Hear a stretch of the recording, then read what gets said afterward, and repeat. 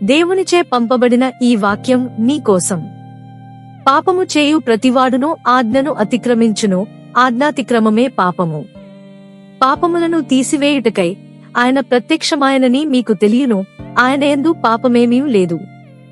ఆయన యందు నిలిచియుండువాడెవడును పాపము చేయడు. పాపము చేయువాడెవడును ఆయనను చూడనులేదు, ఎరుగనులేదు.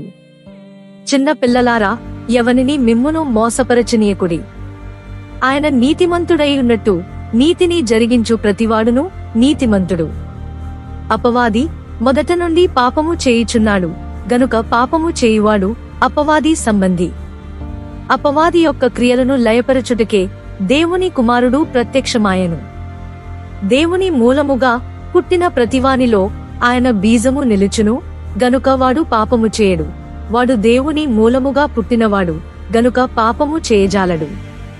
1 యోహాను 3:4-9 వరకు గల వాక్యములు. బైబిల్లోని ఈ విషయాన్ని మీరు విశ్వసిస్తుంటే లైక్ లేదా ఆమెన్ అని కామెంట్ చేయండి. ప్రతిరోజు బైబిల్లోని వాక్యాలను వినడానికి సబ్స్క్రైబ్ చేసుకోండి. ఆ యెహోవా నామమున శుభము.